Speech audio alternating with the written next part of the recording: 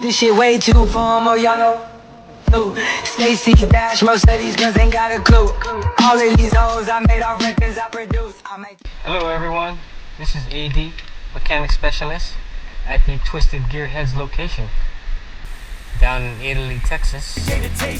Today we are performing wheel bearing installation along with the extended wheel stud, the VMS orange anodized lug nuts extended.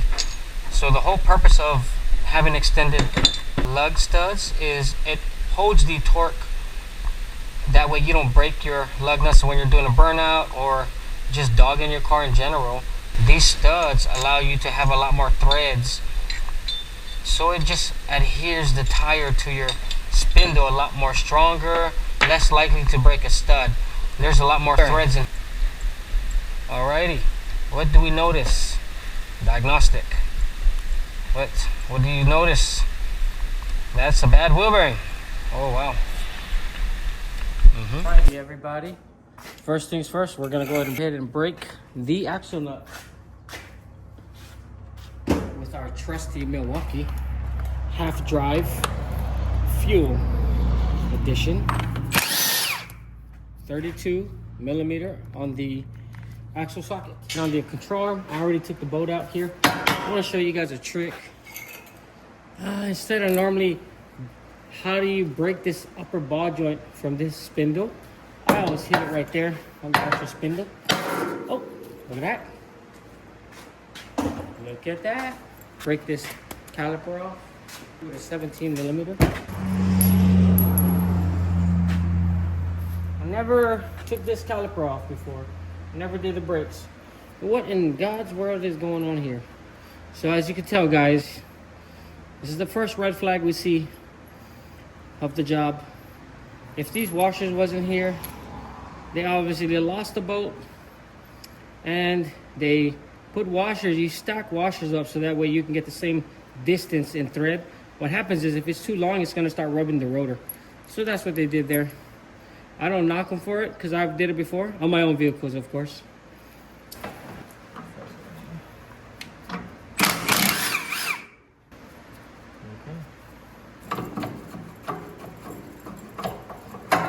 Now the fork is out of the way.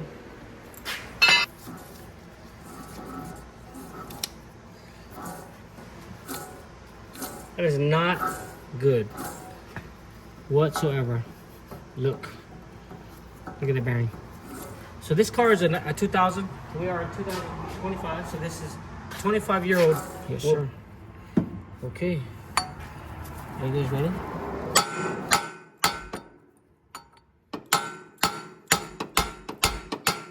It is moving, if you guys can see that.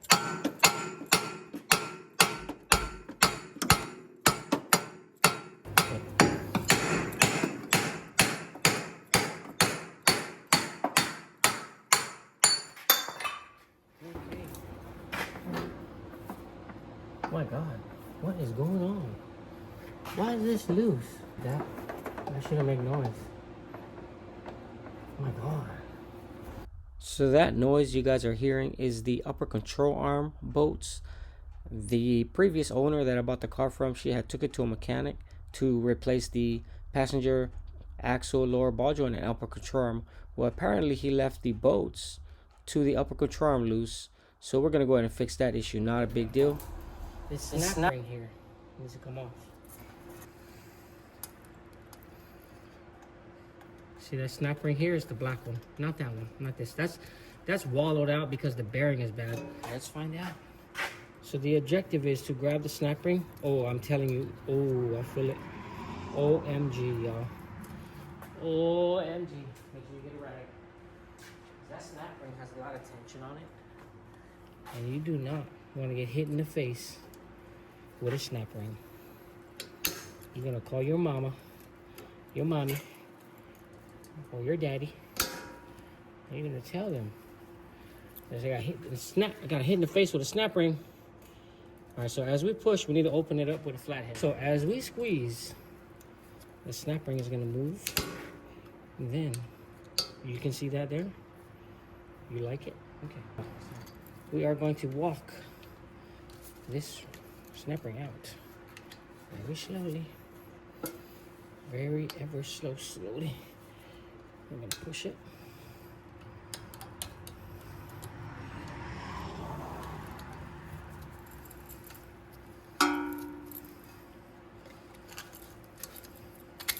Get out of here. You're still rolling on there. There you go.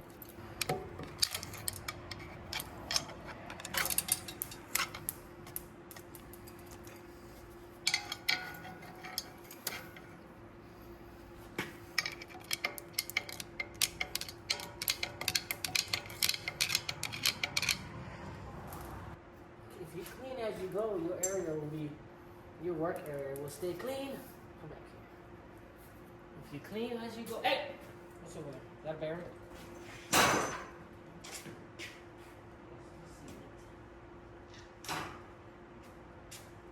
Gonna be, you always want to get one that's gonna be bigger than the bearing. I don't know if you see it. So the bearing's gonna slide inside this groove right here. So that guy's gonna go back there like that. Like this. Okay. This is gonna go in front of it. And that is gonna be the fluff. If the bearing has contact with this outer sleeve, you're not gonna be able to push the bearing. Because the bearing's gonna be hitting the sleeve. Like that. It feels like that. What's gonna happen? It's gonna hit that. Alright. Tip of the day. If you line up your little ball bearing right there, see, when you push it, it goes in. You see that? When you line that ball bearing up with the little hole, see, it's gonna come out. Well, how the heck are you supposed to keep the socket in? We'll line up the hole with the bearing. Oh, wow. Which way are we going, guys and gals? Tightening.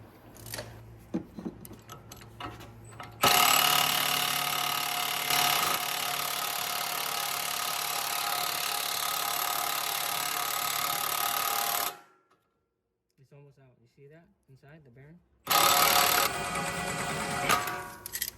And that was it. I just need a little bit of grease.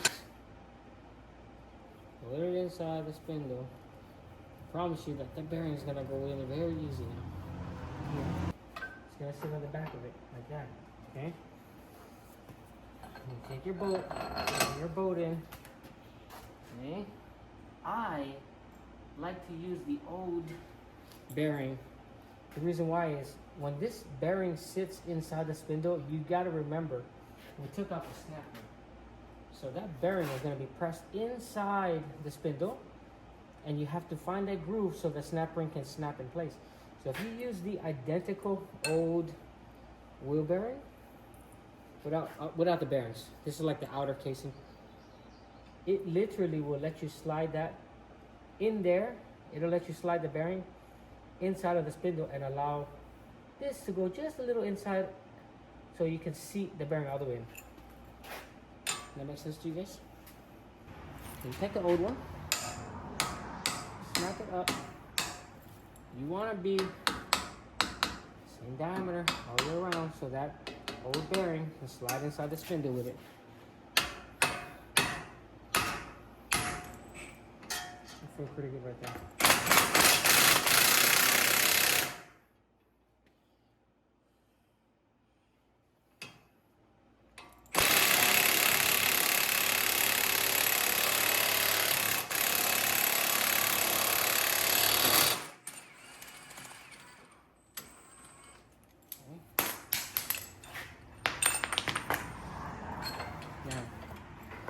Now, let's work on the, you need to take the old studs out, replace them with the new studs. You see that? So,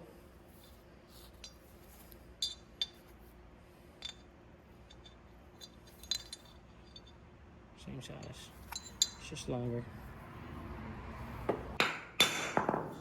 it like that, maybe? Oh yeah. Oh, go.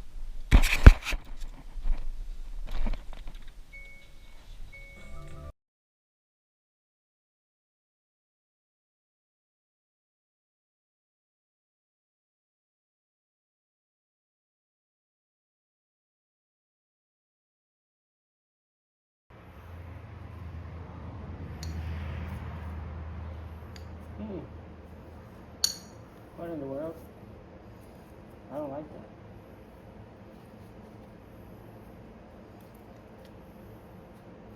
that. These, you see, you're gonna run into problems like this when you get stuff from Amazon. Look at that. I mean, look at this. Look at this. What in the world?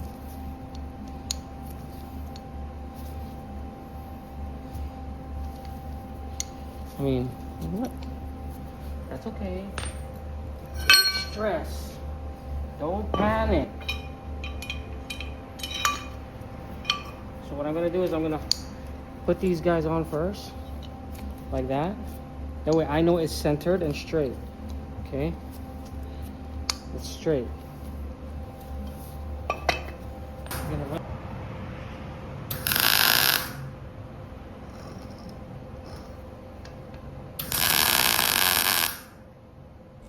So at this point, I'm gonna leave Kiko in the car because I'm gonna be welding the studs that did not fit in the new spindle. So I'm gonna be welding the back of the studs go to the spindle. You guys will see here in a minute.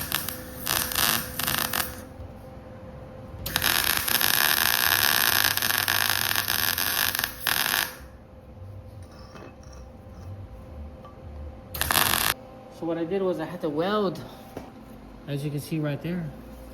That way,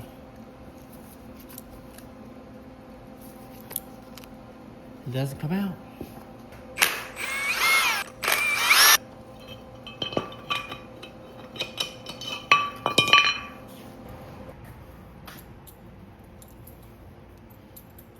Before you press this spindle into this bearing, you have a race here. You have the outer race and the inner race. When this bearing goes in, if you don't put nothing behind this race back here to protect it, it's gonna pop out. And then you're gonna be stuck replacing the whole bearing again. So what we need to do, here we go. You guys ready? Here we go.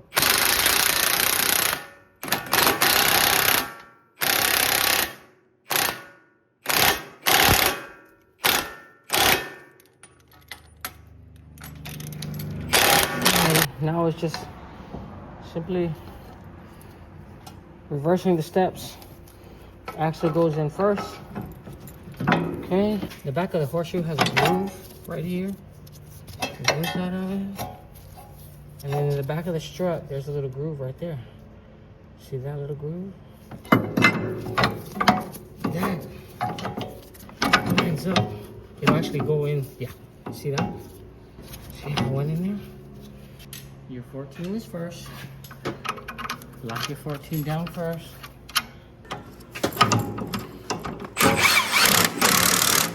You're gonna have to pick up the spindle a little.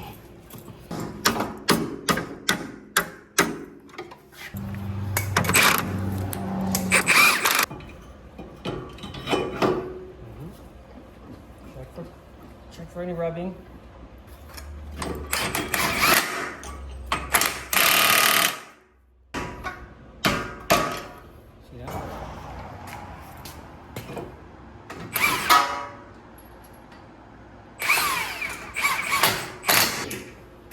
We are going to be compressing our spring. We're going to remove more.